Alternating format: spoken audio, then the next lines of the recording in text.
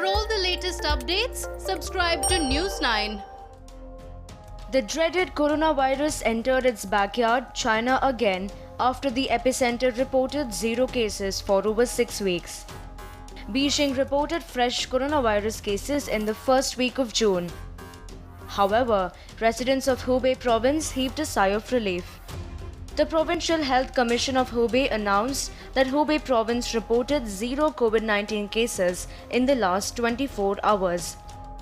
The central Chinese province reported 0 infections, 0 asymptomatic cases, and no suspected COVID-19 cases.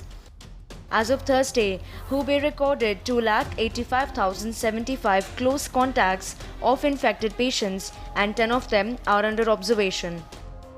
Hubei province cleared all infections on June 4th and all asymptomatic cases on Thursday. Hubei province recorded 68,135 COVID-19 cases since the outbreak of COVID-19. Out of them, 63,623 patients were discharged from hospitals. Hubei province reported 4,512 COVID-19 related deaths.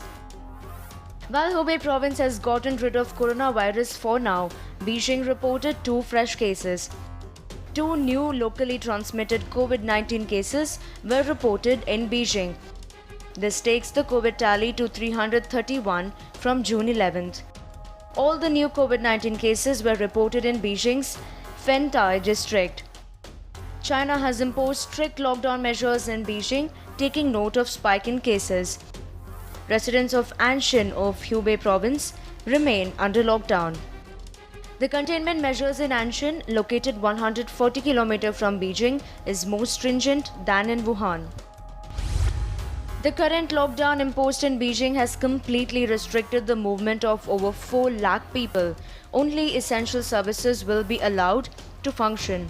Only one person in each family will be allowed to go out once in a day to purchase essentials such as food and medicine. Outsiders will not be allowed to enter residential apartments, communities, or villages.